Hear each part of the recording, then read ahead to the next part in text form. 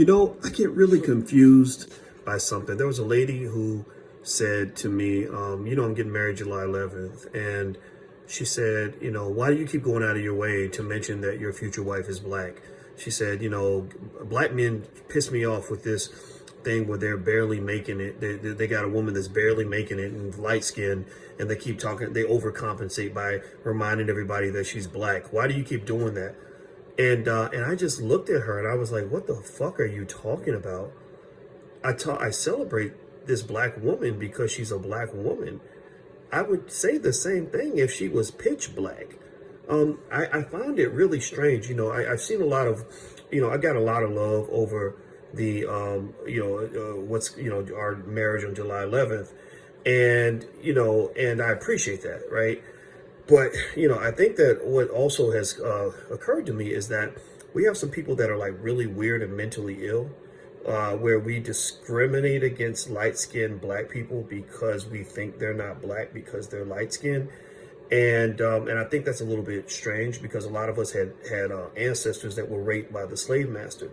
Now, if you're biracial and you're claiming white half the time, then I could get that. If you're doing kind of a Rachel Dolezal kind of thing, that's cool. But, there's no part of our experience as black people that wasn't black. I've been a black man my whole life, and, my wife to be grew up in the hood, more of a hood than most people, that will be watching this video.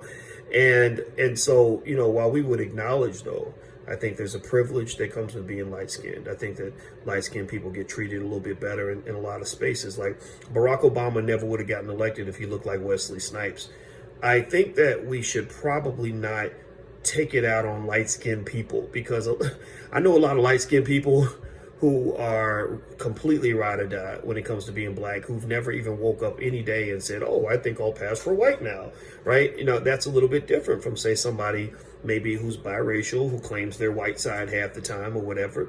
But even a biracial person can claim black if that's where they live, if that's where they are spiritually. And so I'd be curious to know what you guys think about that. I wonder if we're a little bit rough on light-skinned people. And I say this as a guy who's got some European blood in me. I did my DNA test. I got scared. I saw Britain and Ireland and all this other crap in there. And I know where my slave heritage lies. I know that my great-great-great-grandfather's name was Boyce, and he got that name from his slave master. So I know that my great-great-great-grandparents got raped, and that's how I got that European blood, right? But but that has nothing to do with how I stand as a black man. So what do you think? Do you think that we're unfair to light-skinned black people?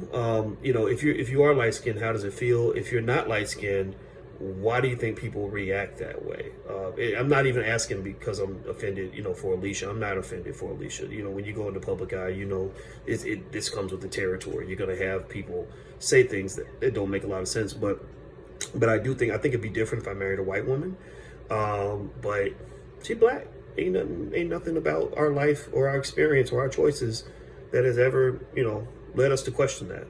In fact, the whole wedding is, we told the wedding planner, the black wedding planner, we said we want it to be we want all black everything. As many things that we can find that will be black, we want as much black as we possibly can. So the photographer, the videographer, the people making the wedding invitations, the people baking the cake, the people doing the security, like we were aiming for all black everything. So long story short, if you want to come to the wedding, it's July 11th. You can go to boyceandalicia.com if you'd like to RSVP. We need you to RSVP. It's free to come to. But then also, and we don't want any gifts. We're just asking you to donate and help us to fund independent black-owned schools. So you will be asked to make a donation to independent black-owned schools. You can make a donation as little as $1 if you want to. But we make a suggested donation because we want you to be as generous with our children as we are with all the white folks that put businesses up in our community. So that's what we got going on. So feel free to go to boyceandalicia.com. I'm out of here, guys. I'll see you soon. Take care. Peace.